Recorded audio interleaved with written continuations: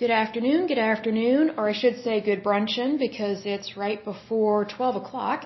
Thank you so much for joining me. This is the lovely podcast, The Endurance of Labor Laws. I am your lovely host, Lesley Sullivan, and today is episode 61. We are moving right along. This is awesome.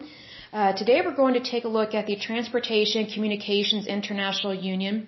Now this one, it might sound slightly familiar, but we haven't actually done this one just yet.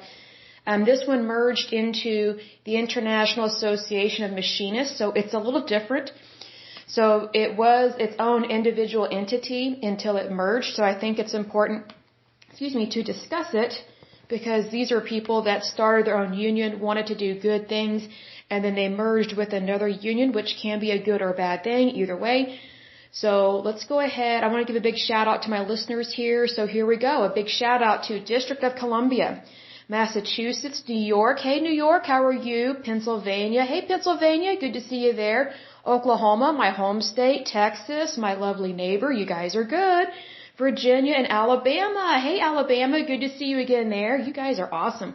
Alabama is such a beautiful state. I've never vacationed there per se, but we have driven through it, and it's so beautiful. I'm just amazed at how lush and green it is, because I'm from Oklahoma, so the only time it is lush and green in Oklahoma is when we have continuous flash floods because we have all this water. Because usually we don't have that much rain like that. So do lift us up in prayer. Oklahoma still needs some rain, and right now we have had a cold snap, so I am working from home. It has been sleeting and snowing, and it is frigidly cold outside. I think it's maybe 10 or 11 degrees outside. So it is definitely nippy. I'm definitely looking forward to the spring. I just really want some nicer weather. So it's like the only time I like snow is when I'm snow skiing, and my favorite place to ski is Crested Butte, Colorado. So maybe come this time next year, I'll be doing a podcast from Crested Butte and be on the bunny slopes, as they say. But anyway, I want to go ahead and start on this puppy here, so let's go ahead and take a look at it. Again, this is the Transportation Communications International Union, so right there we know it is located in other countries, more than likely Canada, if I had to guess. Again, when you're dealing with the International Union, it is not, it's not necessarily a local union, because you're having to deal with other countries, their labor laws, their rules, laws, and regulations.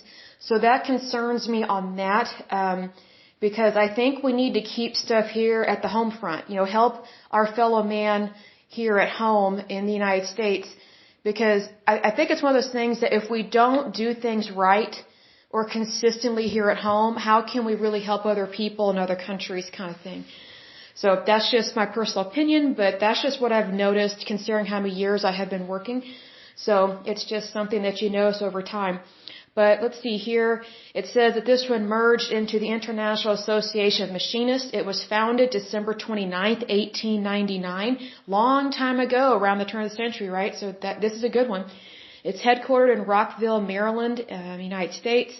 It says it only has one location in the United States, but considering that this is our international union, I would think that they also are a part of other unions within this union in other countries. So again, that concerns me. They have 36,000 members.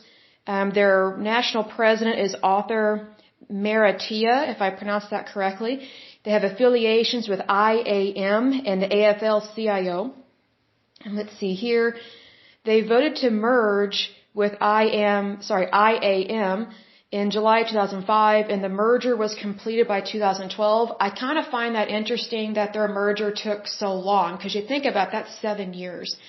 But one thing I've learned with unions, they're very similar with the federal, or very similar to the federal government in that they take forever to get stuff done, whereas in the private sector, we get stuff done pretty quick. Like we see a problem, we go out, we handle it. This is very similar to the Superfund site that we listed off in the state of New Jersey.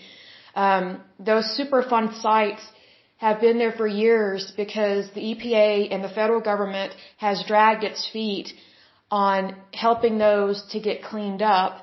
And also the companies that cause that problem, and I'm not anti-company, not by any means, I'm pro-private sector, but here's the thing. The company has also dragged its feet. However, whenever there is a type of catastrophe like this, in terms of Superfund sites, it is the responsibility of the federal government to step in and help clean this up quickly. But unfortunately, our federal government is a lot like the DMV, the Department of Motor Vehicles, where it's like pouring molasses. You know, it's like you want the molasses to really leave the bottle very quickly, but it's not going to because it's like sludge because of its consistency. Well, that's how labor unions, trade unions, and the federal government are like. They're just like that. They're very slow to get things done, and I just think that if it's taking you several years to get something done, that raises a red flag to me because I look at it this way. Say for example, you want to start a company. Does it take you 7 years to start a company? Like, think about it. If you, say for example, you want to open a 3D movie theater where every movie is shown in 3D, right? Do you just sit on it, for several years and go, well, I might pick a location, I might not, I might purchase the equipment, I might not. No, when you want to start something, you go out and do it. And here's the thing, whenever you're starting something new, that's when you have the momentum. Because that's when you actually came up with the idea. That's when you acknowledge that there is a need for this service, or maybe there's a problem and it needs to be addressed immediately, whatever the case may be. But in terms of like starting a business and moving forward, you don't sit on the sidelines of life and just wait for stuff to fall in your lap. That's not how successful businesses start, grow, or stay alive. And we're seeing that in the private sector, but we don't see that very often in the public sector because government does not create jobs, even though it's very common for both Republicans and Democrats to say, oh, we create so many jobs. No, you didn't. The private sector did. If the government actually created jobs, then we would have millions of people working for the federal government and or the state. Which, who would want that? That would just be like communism because that's what the USSR did. They tried to control everybody's labor and it ruined their economy. They drained an entire lake over in Russia, which we discussed that in a previous podcast. And then also, it led to massive starvation and it led to massive amounts of like just ruining their land, basically, because they overgrew on it.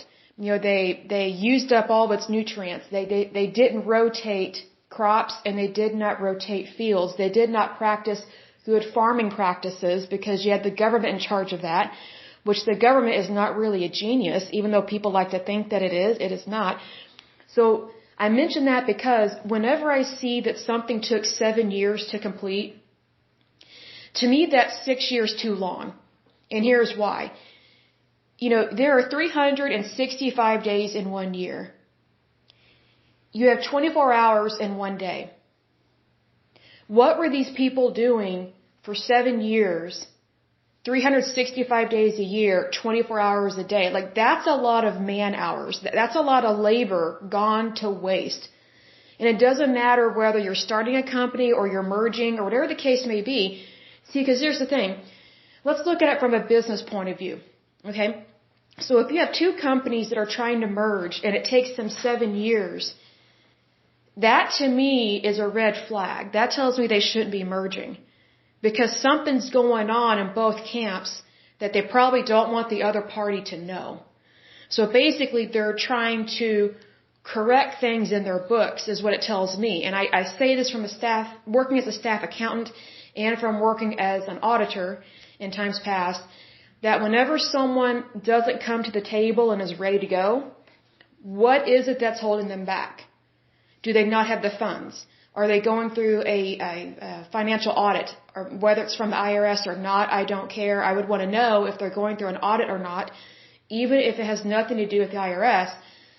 The word audit doesn't mean anything bad to me because I'm used to working for people in an industry where you're supposed to have an audit every year. You're supposed to have an internal and an external audit.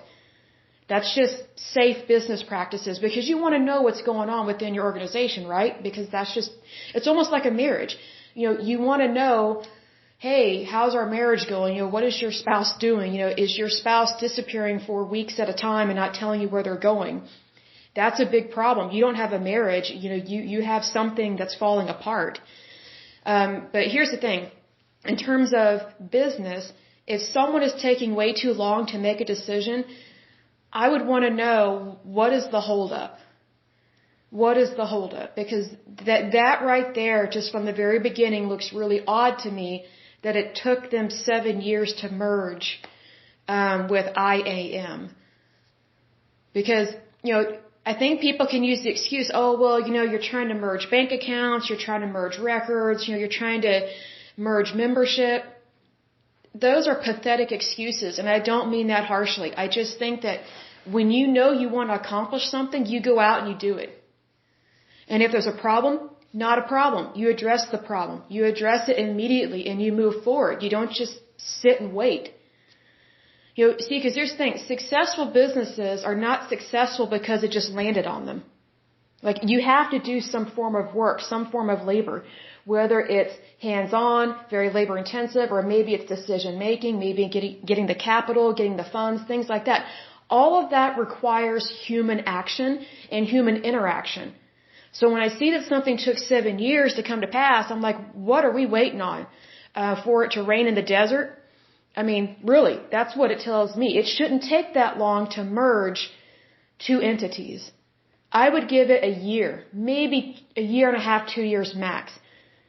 Because here's the thing, if you're hiring professional people to help you conduct this merger, then it really shouldn't take you long at all. You just bring everything together and you do everything in a legal, ethical, professional manner, and you have a timeline and you set up that timeline and you know that, okay, every 30, 60, 90 days, however long it is, or every quarter, we need to be at this mark in the road. We need to be this far along. If we are not this far along, why are we not reaching our goal? What is it that's causing the slowdown? And I would address that. And if it's you don't have enough people to help you, then you hire more people to help you. If you have too many people getting in the way, then you either reassign their labor, you reassign them job responsibilities, or you fire them. That's what you do. Sounds harsh, but if you're looking at it from a business point of view, then you're going to look at it as, we cannot afford to waste our time. However, when it comes to the federal government and labor unions, they waste time all the time. But yet, they claim to care about people, they claim to be inclusive, and they claim to care about people's wages when in fact they do not, especially labor unions. Now, the federal government, I know the federal government cares about people's wages.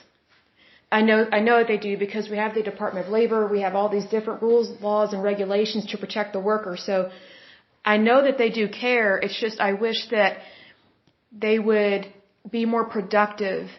I wish that they would do things more quickly, like, for example, process unemployment claims, things like that, or helping people get on Medicare and Medicaid if and when they need it. I think they drag their feet on stuff. And also, whenever they deny someone disability, I think that's very shameful. I think that, this is a side note, I think that when you deny someone disability because you don't think it's bad enough yet, I just think, well, gee, how bad does someone's life have to get before they're offered a helping hand? And I'm a Republican saying that. Like, I think disability can and should be used. I think it should be used to help people, how do I word this, get back their life that was taken away due to an illness. Does that make sense? Like, I think that sometimes we view disability as permanent. Disabilities are not permanent. The biggest battle is in our mind.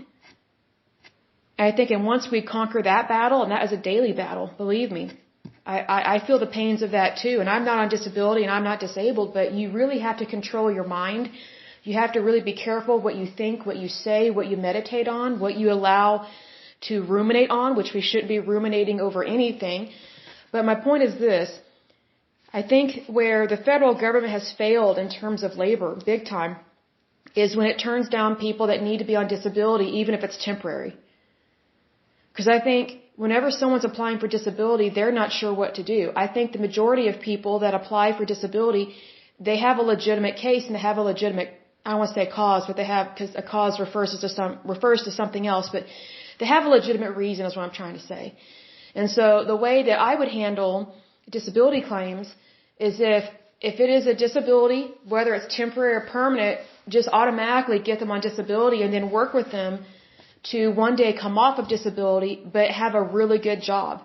See, because here's the thing, disability pays peanuts. It does not pay what it should pay to help people be able to afford an apartment or, a house or just, have access to food, water, and shelter at all times. Unfortunately, whenever people sign up for these social welfare programs, I think the programs, they're just not, the funds are not administered in a good, productive way. And because of that, there's waste and fraud, especially within the government. And what I mean by that is that when you have these bureaucracies that kind of take over stuff and they just suck it dry of its money and then claim that they need more money. And so then they pull at your heartstrings and say, hey, well, don't you want to help the paralyzed? Don't you want to help cancer patients? Like they use the most extreme, right? To try and grab your heartstrings and say, oh, well, maybe we should vote, for higher taxes. Maybe we should vote for this bond. I say no. Do not vote yes for those things. You need to vote no on it because if the government can't currently balance its books right now with the money it already has, why would you give them more money to mismanage the funds? That's the thing. Our population is not exploding. Like, it's not. Like, does it increase every year? Yes, but also decreases because people do pass away, right? So, they're basically claiming they need more money to help more people, but we don't have a large amount of people being born every year. That's just not how it is in the United States. Like, we're pretty stable in terms of our population. The biggest population growth, or boom was the baby boomers. I mean, we haven't had that kind of explosion in terms of, a population growth since then. So for the federal government or any government, whether it's state or federal, to say, oh, well, we've got more and more people. Actually, we don't. More and more people are not having as many kids as baby boomers' parents. They're just not. People are barely having 1 or 2 kids. And for those that, maybe are younger and don't know about this, but, when the baby boomers were born, this would be in the 40s and 50s, I think, is the decades that this applied to. And that's just a generalization, but, basically, my parents are baby boomers, so their parents, they were my grandparents. It was very common for their generation to give birth to probably anywhere from 5 to 8 kids per family. And not even be Catholic. You know what I mean? Because typically people think, oh, a lot of kids, Catholic family. That's not always the case. Because the majority of the population of the United States is not Catholic, so we can't make that assumption there. But my point is this. Numbers do matter. Because numbers don't lie, right? So, whenever you have an entity that says, oh, we've got to take care of more and more people, I'm like, where are you getting these people? Because the baby boomers, they typically have 2 to 3 kids, if that. And then now, my generation, which I guess is technically the millennials, I think that's what it is. I get confused on what is considered a millennial, but, because millennials can also include people in their 20s, and I'm 38, but here's the thing. People my age and younger, they're not having a lot of kids. They maybe have 1 or 2. Like, it's rare for someone my age and younger to have like 4 or 5 kids. Like, I can only think of 1 or 2 couples that has like 6 or 7 kids. That's it. Everybody else either is not having children or they have 1 or 2, and that's it. So we're actually having a population decrease, not an increase. So if you have a government such as ours in the United States, in your state government, if they're saying, oh, we have more and more people to help, actually we don't. We have had a decline in our population since after the baby boomers were born. Because if you think about it, this is a side note, the baby boomers, their generation really helped to get Roe v. Wade passed, which is abortion. And then also their generation highly used birth control, because birth control, I think, was introduced in the U.S. market, and when I say birth control, I mean the pill. I think it was introduced in the U.S. market in the 1950s. So then if you have kids that are being born there in that time, by the time they get to be sexually active, which would be in the 1960s or 70s, they're probably already on birth control. So they're not marrying younger. They're not marrying and having kids right away. They were already putting off having kids. And if you think about it, that was probably considered shameful to do that based on how the baby boomers think, or their parents think.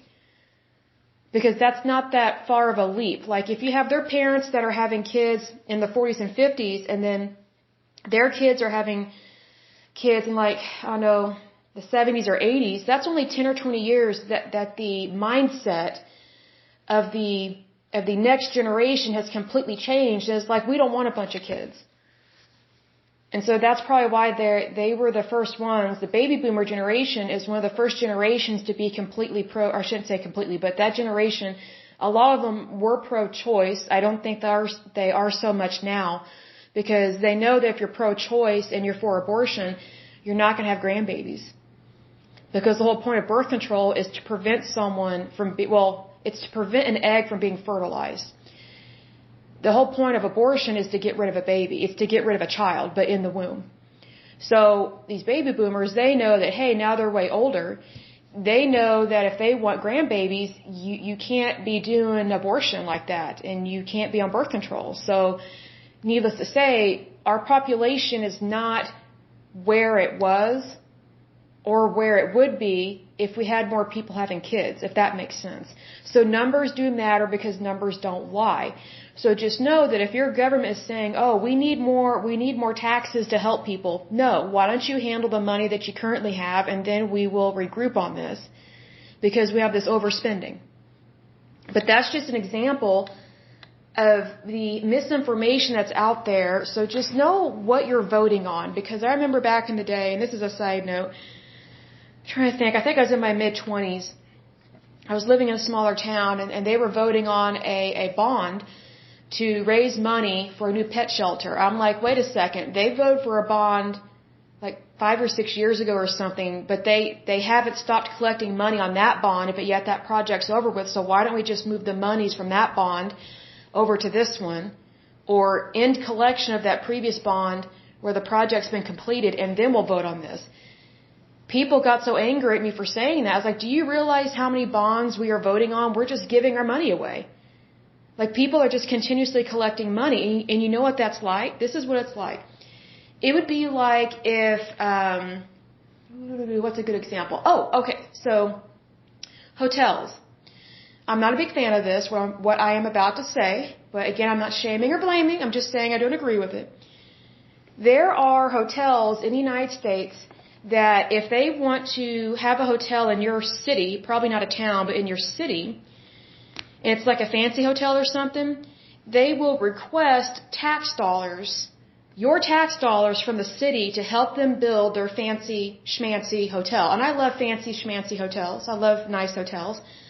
But I don't think my tax dollars should be used to pay for a real estate company's desire to have a hotel when I'm not even staying there. I don't live there. My tax dollars are for people. They're not for hotels. They're not for private businesses. If a private business, and I love the private sector, I love businesses, but if they can't afford to build something, guess what? You can't afford to build something. But they act like a spoiled, rotten little kid in aisle 7 at Toys R Us. And so these hotels, and one of them is the Omni Hotel. They built a hotel, and they've built hotels all throughout the United States. Amazing hotel, great service, they're awesome, but their flaw, and this is a pretty big flaw, when they want to build a hotel, they want the city to help pay for their hotel, to help build it. And that means our tax dollars go towards that. Well, here's the thing. In regards to like a bond that you vote on in your town, let's say, for example, the Omni Hotel comes into your city and gets tax dollars, your tax dollars, to help pay for their hotel for it to be built, right? Okay. Well, if it's operating like a bond, which it does not, because that would be illegal for it to do this, but if the hotel and them receiving your tax dollars were to operate in the same way that a bond that you vote on in your town, it would mean that the hotel, even after they are done building the hotel, they continue to receive tax dollars continuously. Whereas the hotel has been finished, it's up and running, it's on its own, it's creating revenue, it has money, It has a profit, it employs people, it's not still under construction, it's completely built. So the tax dollars that are going towards the hotel, it stops, it ceases once that hotel is finished. On the other hand, when you have a bond that you're voting on in your town or your city, a lot of those bonds do not ever go away. They still keep collecting tax dollars, and no one calls these people out on it because the bond is regulated by the city or the city or the town. So it's done at a local government level. So the local government, what they're doing, which this is wrong, I think this is fraud, but they get away with it all the time. What they do is let's say, for example, we're talking about the pet shelter, which just FYI, in the town I lived in, it passed. And I was like, well, that's wrong. What they're doing is wrong. But anyway, so what happens is they build the pet shelter, but they still keep collecting tax dollars going towards that bond. So it's basically still going into a bank account for the city to use instead of it going towards other projects in the city. That's a big problem because they're still collecting funds on something that's not still being built. And, they might use the excuse, well, now it's open and it's operating. Doesn't matter. The funds that it takes to operate a pet shelter under the umbrella of the city is under a different operation in terms of bank accounts. It's under a different division. It's not being owned and managed by the bond that was passed by the citizens of the city or the town. So there's a misappropriation of funds, but they get away with it because they're government. Whereas in the private sector, for example, going back to the Omni Hotel example, if the Omni Hotel were to continue to collect millions of dollars, we're not just talking a few dollars, it's millions of dollars to build a hotel. If they were continue to collect millions of dollars or any kind of tax dollars after they have opened and they're already running their hotel, that would be considered fraud. And they can't do that. However, these local bonds, that's why I always vote no on them, because I'm like, what other bonds do we have out there that are still collecting money, but yet the project's been completed? So where is that money going? Who's spending it? And is that money being privately used? And what I mean by privately used is sometimes these accounts, it's almost used like a slush fund for public officials. That's the problem with these bonds that are voted on in your towns, in your cities. You need to be careful what you vote on with that. Because what I think should be done, and this is just my personal opinion, but what I think should be done is there should be a list of all the bonds that have ever been voted on. And if they were passed, if they were voted yes, I want to know how much money went towards that bond. Did the money go towards the project that they claim it went towards? And are they still collecting money on something that they should not be collecting money on? Say, for example, there's an abandoned warehouse or something in your neighborhood and the city owns it. And it's like, well, we're going to tear it down or sell the property, but it never gets done. Well, the reason why they never really work on it is because you have all this misappropriation of funds and no one's putting funds where it's supposed to go towards. They just keep all these bonds up and going all the time, and they become personal slush funds for your local government. But they claim that it's for the citizens when it's not. They're taking money from the citizens, yes, via tax dollars that we pay. It's usually on sales tax. So just know that if ever someone's trying to convince you to raise your taxes, whether it's federal, state, or sales, vote no. Because there's really no need to raise them. If anything, they're already too high in almost every state. And that is a big problem because we have all these tax dollars that actually should not be paid. Now, that doesn't give people permission not pay taxes. You should pay taxes. But what I'm saying is that we have these mostly local governments that are collecting too much in taxes, and then they claim, oh, we need new cars for the police force, or we need new roads, or they list all these things, and it's like, well, we are not a slush fund. Tell me why you need new cars for the police. I mean, it kind of reminds me of that South Park episode where COVID-19 breaks out in South Park, and it's so funny. And the residents are freaking out, but the government, the local government is saying, hey, you have to stay quarantined, and they bring in a tank to control the people. I love South Park. You guys are hilarious. You're awesome. But anyway, we all needed some humor in regards to the COVID-19 crisis, right? But here's the thing.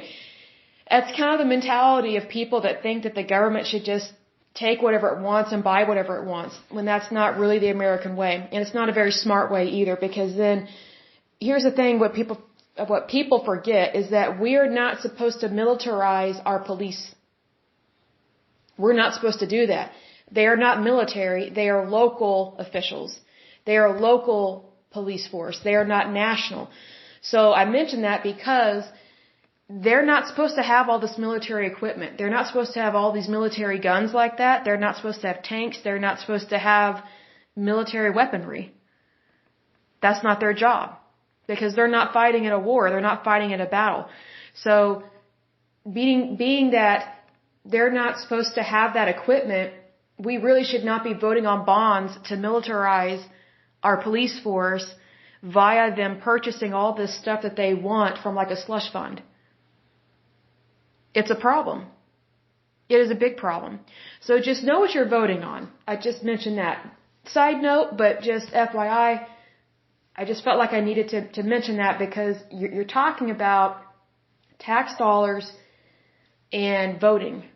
You know, your vote is very important. It's very important. So don't throw your vote away on people that are just using you for your money. Don't ever do that, because they will never love you or respect you. Let me say this. A lot of bonds that we vote on are founded in greed. There is so much greed within local governments. You'd be surprised. And what I mean by local governments is like your town, your city, your county. Greed is a big problem. It's unfortunate. It does happen. But I'm just saying be aware of that, because that concerns me, because we see it. We see pockets of it here in Oklahoma, and it very much disappoints us, because we know we're better than that. We know as a people we're better than that. We know as a state we are better than that. And we know as a country we are better than that. And we need to be good stewards of our money. Just like we need to be good stewards of the environment, we need to be good stewards of our money as well. It's very important. But anyway, let's get back to this topic here. So again, the Transportation Communications International Union, also known as TCU, is the successor to the union formerly known as the Brotherhood of Railway Clerks. Oh, that's awesome. No wonder this sounds familiar. And includes within it many other organizations, including the Brotherhood of Railway Carmen of America, and the Brotherhood of Sleeping Car Porters, that have merged with it since 1969. Now, here's another thing you might want to remember. It's not always a bad thing to merge, especially in the case of this one here, because not as many people take railroads. Because I think if you want to have a clear understanding of what railroads used to look like and why they had unions in regards to railroads, watch some movies from the 30s and 40s, because you will see very beautiful trains where people would travel by train all across the country, like for vacation.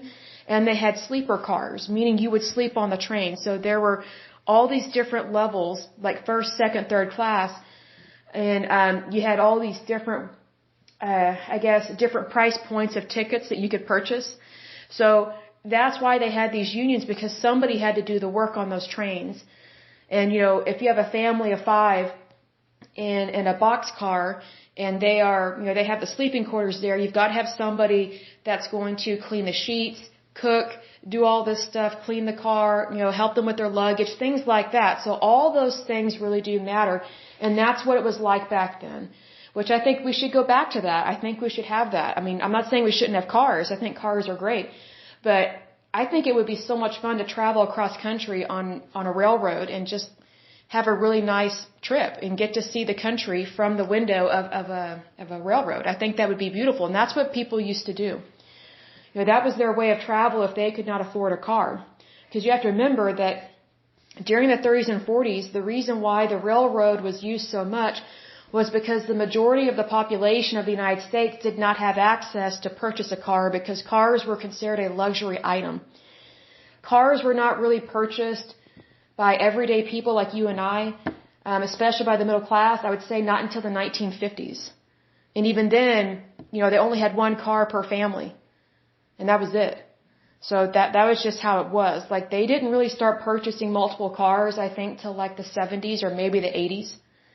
So just think about, the more people relied on transportation by a car or a truck, the less people use the railroad. So it's no wonder that they merged with other unions so that they could stay afloat, because they know that their way of life is becoming obsolete slowly because of inventions, and also the mode of transportation has changed as a whole within the entire country of the United States. So that's just how things happen. It says the union was founded in 1899 by 33 railroad clerks meeting in Sedalia, Missouri, who formed an organization named the Order of Railroad Clerks of America. The organization renamed itself the Brotherhood of Railway Clerks, in line with other railway brotherhoods of the time. That concerns me that they call themselves a brotherhood, because that reminds me of the Masons, which is the Freemasons, which is a cult. We know that because of things that they do. But it's one of those things, I think you need to be careful what you call yourself, because words do matter. So, and also a lot of these brotherhoods, they were used as stepping stones for fascists and communists to grow their membership and try to infiltrate the Democratic Party, which it did work. The fascists and communists, they were successful in infiltrating the Democratic Party and trying to convince people that the United States is evil and bad, which it is not. It's actually a great and wonderful country.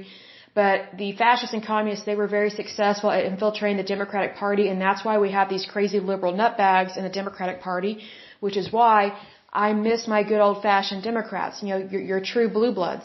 They're just good and kind people, but they're just moderate in their politics and what they believe and what they think, as opposed to being extreme and irrational. So it goes on to say, with that name, it took part in the Illinois Central Shopmen's Strike of 1911. In 1919, it renamed itself the Brotherhood of Railway and Steamship Clerks, Freight Handlers, Express, and Station Employees, to reflect its broadened jurisdiction.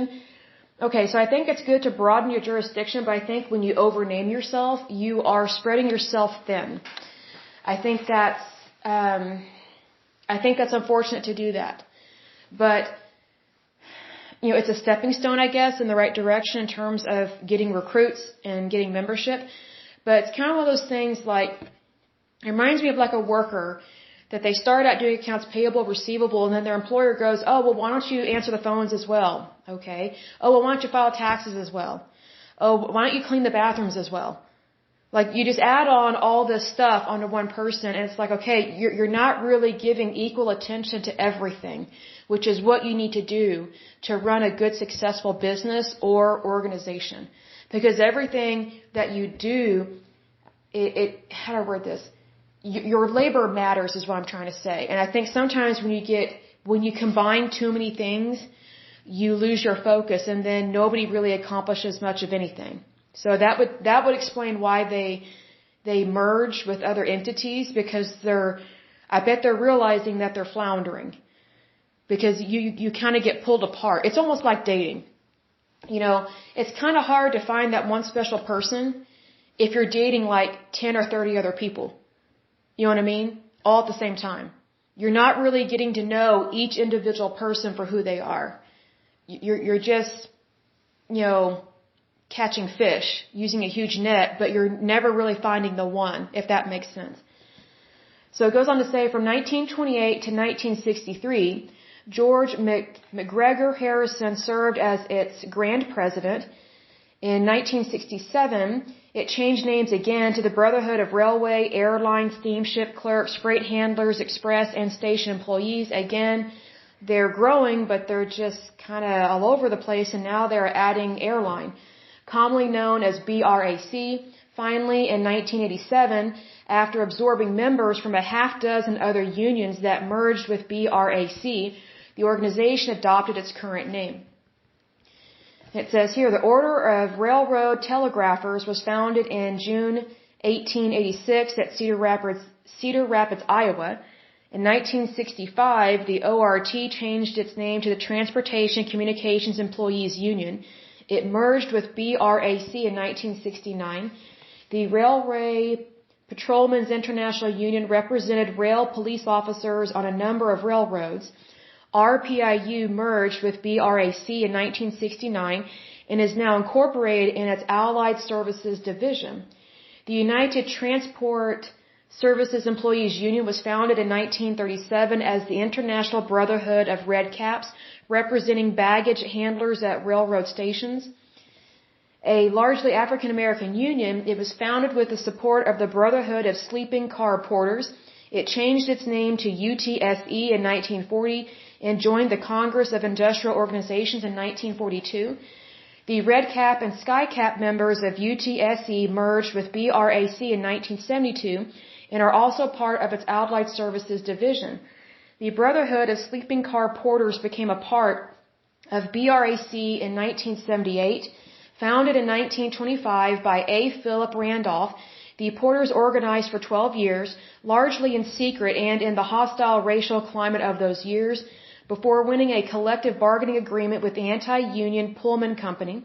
BSCP members, including Edgar Nixon, played a significant role in the civil rights movement. Good for him. That's wonderful. In the decades that followed, when the porters merged with BRAC, they formed the Sleeping Car Porters System Division. Today, these and other onboard Amtrak workers are represented by System Division 250. I did not know that. So here's a good thing about this. So even though we don't have railroads like we used to, which, Heavenly Father, I pray we get those back because they look so neat. What's neat about this is that, yes, the railroad is kind of dwindling, but it has merged into the Amtrak world. So that's really nice to see that because people's jobs are protected, their labor is protected, their benefits are protected. So that's really good that they actually got absorbed into this union because then it can help guard and protect their benefits and things of that nature, which is always good to see that. The American Railway Supervisors Association, later renamed the American Railway and Airway Supervisors Association, was founded on November 14, 1934, by a group of supervisors on the Chicago and Northwestern Railway. ARASA merged with BRAC in 1980 and continues as a separate supervisors division operating under its own bylaws within TCU. The Western Railway Supervisors Association was founded by a group of Southern Pacific yardmasters who originally organized in 1938, then after joining and splitting from several other yardsmasters unions, merged with BRAC in 1983. Its members now constitute System Board 555 and, like other groups within the union, operate under their own bylaws. Now it talks a little bit about the history of the Brotherhood of Railway Carmen. The Brotherhood of Railway Carmen was founded on September 1890 in Topeka, Kansas. We hardly ever hear about Kansas. It's almost like a forgotten state, but God bless you, Kansas. You're wonderful. It says here, by railroad employees engaged in the repair and inspection of railroad cars. In the years after merging with TCU, the Brotherhood remained active in the realm of organized rail labor. Their main achievement during this era was the amendment of the Railway Retirement Act of 1937, that's awesome, which was signed by President Roosevelt and established a railroad retirement system, that's good, separate from the Social Security program. See, that tells me right there they know the Social Security program is not good enough and it's not running well. So even back then in 1937, they are already acknowledging that Social Security is not really what it could be or needs to be in order to help people with retirement. So they probably should have scrapped Social Security and just let the private sector more or less handle this, because people that retire from the private sector do way better than entities like this. This act provided an increase in wage of 5 cents an hour and restored pay rates on Canadian railroads, among other favorable changes. The union has merged with other railway unions several times. The Brotherhood of Railway Carmen is a division of the Transportation Communications Union. In 1986, the Brotherhood of Railway Carmen voted to merge with the TCU, and members of this craft in the present day are considered a part of the TCU's Carmen division, which operates by its own bylaws. The most recent merger occurred on January 1st, 2012, in which the TCU merged with the International Association of Machinists after a TCU member vote in July 2005. So again, that is way too long to complete a merger. I mean, my goodness, Wall Street can handle that in like a month. So maybe they need to take a leaf out of their book and figure out how to merge more quickly. The official site of the TCU claims that it all began when 7 carmen met at a standing coach at a shop track in Cedar Rapids, Iowa on October 27, 1888 to form the first lodge in the Brotherhood. The carmen had grown weary of working 7 days a week. I don't blame them. 12 hours per day, that's a lot, for 10 cents per hour with no benefits and no representation. The early name of the organization was called the Brotherhood of Railway Car Repairers of North America. The first annual convention of the Brotherhood was held in Topeka, Kansas on September 9, 1890. This is where the delegates first drafted its first declaration of principles of the Brotherhood and declared that the intent and purpose of the Union was to promote friendship, unity, and true brotherly love among its members. That's wonderful to see that. I just don't like how unions how horrible they can be to people that are not in unions. They purposely create rifts, and that's what I don't like about that. Their goal is good, it's how they administer that goal to outsiders that becomes the problem. At this same convention, the delegates elected William H. Ronmus as Grand Chief Carmen, General President, W.S. Missimer as Vice Grand Chief Carmen, as well as the first Grand Executive Board. The Brotherhood of Railway Carmen's objects in the 1930s included, objects, not objects. I was thinking they were going to object to something, is what I was thinking. But things they wanted to accomplish, I guess, is to advance the moral, material, and industrial well-being of its members and to secure for our members a just whatever that word is, in exchange for their labor, to shorten the hours of labor as economic development and progress with warrant. 8 hours per day is the workday desired, and 44 hours per week, in order that our members may have more opportunities for intellectual development, social enjoyment, and industrial education. I agree with that. I think you should have a life outside of work, because your life outside of work is more important than your life at work. Because if you don't really feel fulfilled outside of work, then you're just looking at it as, man, all I have is my job, what else do I have? A job doesn't completely fill your soul, is what I'm trying to say. In 2013, the Brotherhood Division continues to advocate for similar changes. In the bylaws of the division, Section 6 of the preamble states, "We unite to shorten the hours of labor as economic developments and progress will warrant. 6 hours per day is the workday desired and 5 days per week, 30 hours annual vacation, in order that our members may have opportunities for intellectual development, social enjoyment, and industrial education." Now here's the thing. I disagree with some of this because they're not even working 8 hours a day, which 8 hours a day is the typical work day. But yet they want 30 days of annual vacation. That's kind of excessive if you're not even working a full work week. I see that's kind of that tick for tack. You know, they toot their horn as the victim, but yet they want too much. It's almost like Greece, which we have talked about in a previous episode, where Greece has been a floundering economy for years because they basically want to work part-time jobs but get paid full-time benefits. Well, if you're only working part-time, then you're not making the company or the government or your country enough money to pay you full-time. So that's why they are in chronic debt. And it's Greece, Spain, Belgium, and Portugal, I think, that are draining the EU of their monies, and they are ruining the euro.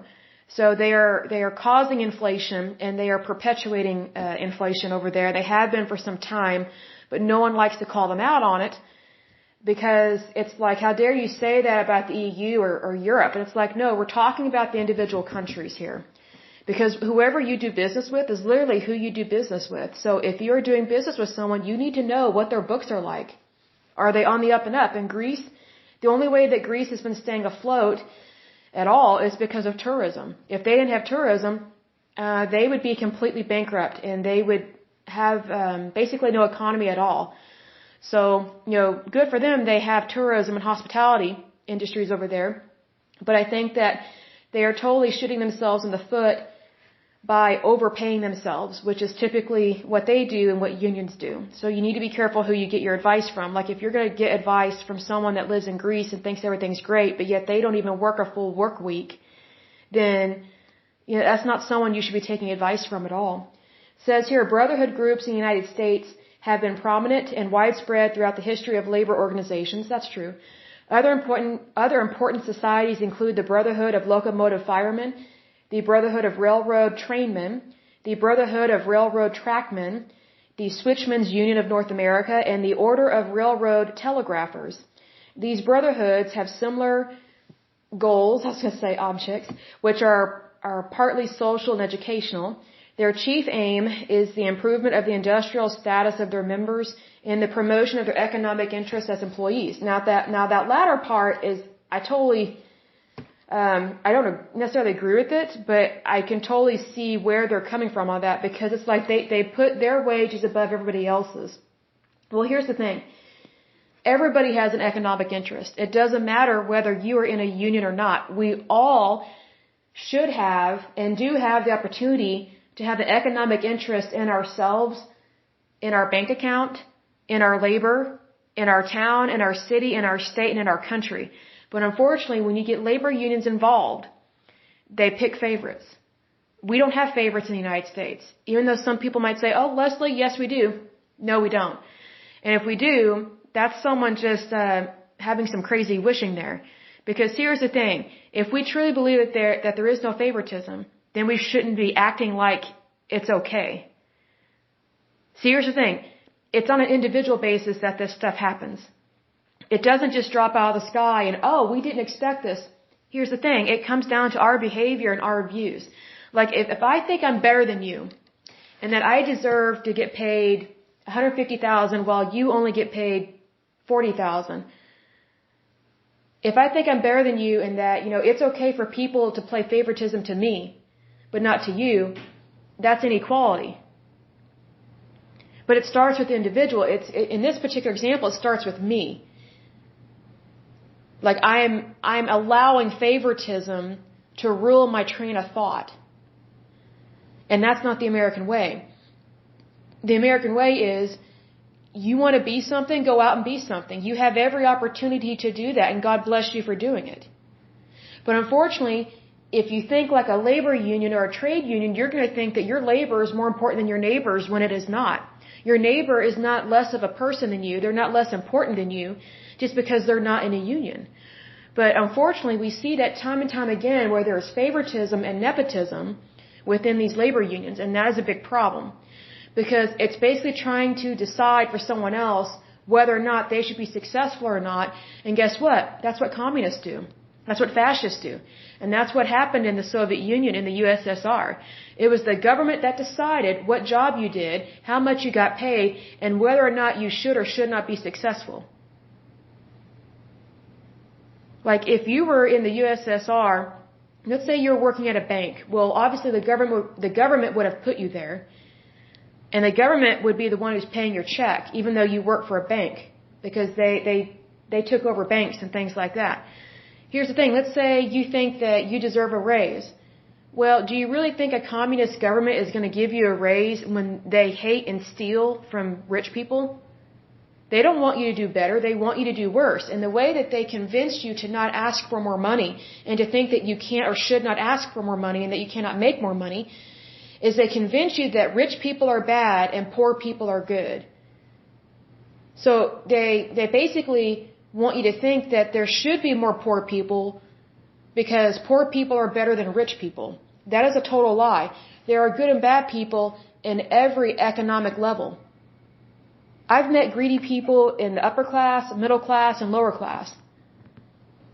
It's everywhere. It's not just in Wall Street. It's in your town. It's in your cities. It's at your place of work. It's at the grocery store.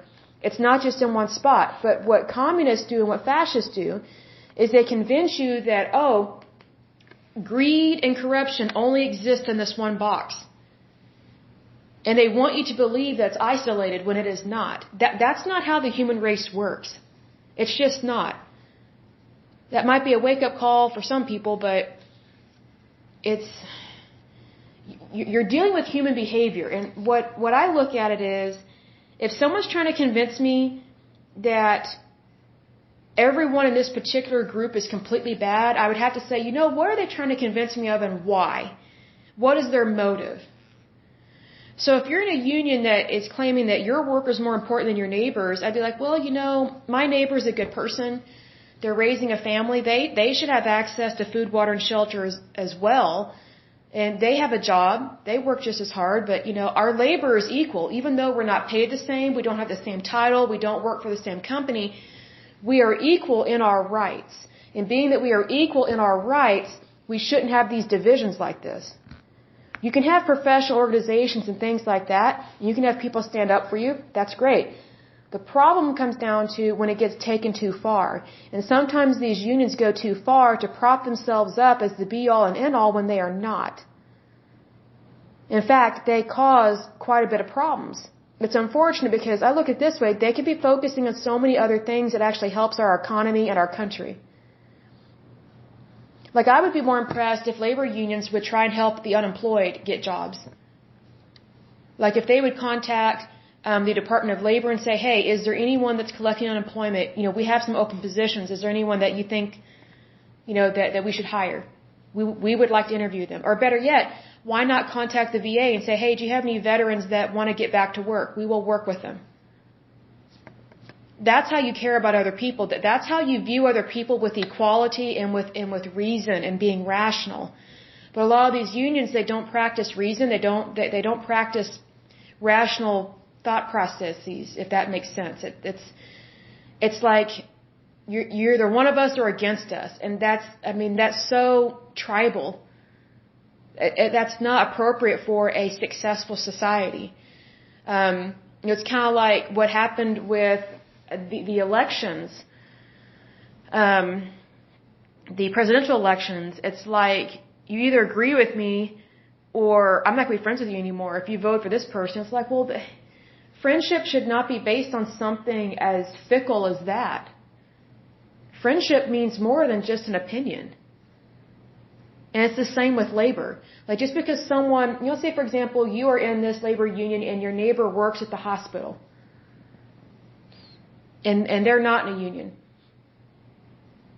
Are you going to dislike them or not treat them the best just because they're not in your labor union and maybe they really do work in the private sector and they may not agree with you on labor union laws, but they're still nice to you and they're still your neighbor? Or are you going to be disrespectful to them because they're not one of us kind of mentality? See, there's kind of a clan mentality when it comes to labor unions. And not much good comes out of clans. Because it's very tribal. It's not smart. Because I think that if you want what is best for somebody, you want to believe the best about somebody, not the worst. And even if you disagree with someone, they're still a human being. Give them dignity and respect that they deserve. It goes both ways. But it says here, in regards to this, they arrange wage schedules and make arrangements about overtime, and they secure both life and disability insurance. It says Arthur Maratia currently serves as National President of the Transportation Communications Union, TCU-IAM. Maratia began his career as a carman on Long Island Railroad in 1989 and later worked several railroad jobs as a telegrapher and block operator. Maratia formerly served as National Vice President and Special Assistant to the President. Maratia succeeded Robert A. Scardelli after his retirement on July 31st, 2020. Scardelli retired after serving a historic 29 years as president. That is way too long. TCU's headquarters are in Rockville, Maryland, which we know that. So let's see. That is it for this one. So it's interesting to see these mergers. I really love to see that. But for the next podcast, in regards to labor unions, it will either be the International Association of Sheet, Metal, Air, Rail, and Transportation Workers, SMART, but that also sounds familiar. So it might be that one, or the next one, which is the International Brotherhood of Boiler Makers, Iron Ship Workers, Blacksmith, Forgers, and Helpers. That also sounds familiar. Let's see. Let me go down the list here. Some of these sound familiar, but they're probably mergers would be my guess. But also, I am going to continue to do podcasts on the Superfund site, so do be on the lookout for that, because this is really interesting in regards to Superfund sites. And again, if you are new to my podcast, this is the endurance of labor laws, yes, but I came across some really interesting information about Superfund sites in the United States. And just in case you're new to this podcast, a Superfund site is an extremely toxic and very much hazardous area that the federal government has deemed as not inhabitable and in fact quite dangerous, and so it is sectioned off and quarantined off for it to be cleaned up. The list that I've been reading from is from the National Priorities list, but there's like 1,300 of them on there. However, there are 40,000 Superfund sites in the United States, and I did say 40,000. So the ones that are on the MPI list or MPL list, those are ones that are so bad that they had to be put on a list because they need immediate attention, meaning something escalated in terms of the stage of the hazardousness of the Superfund site. And so the next Superfund site that I'm going to be looking at is in the state of California, because this one, it really disappointed me that California has so many Superfund sites. There are 94 of them there in California. That's just as much. It's a little bit less than what they have in New Jersey. The only good thing going for California is that they are such a large state that if someone needs to move away from a Superfund site, they can, and they can move to a better and less dangerous area. However, some of their Superfund sites are in very highly populous areas and in very populous counties. So we will go over that as well because, again, as I always say, knowledge is power. Be aware and also enjoy your life. Even though we do go through some things that may be kind of negative or harsh, there is always a plus side. So in regards to the labor union that we just discussed, the plus side is that they obviously care about their people. They obviously care about wages. That's great. Hopefully there's no fraud. In regards to Superfund sites, the good thing that can come out of this is that we can clean up our country. We can make the environment better, and I'm always for that.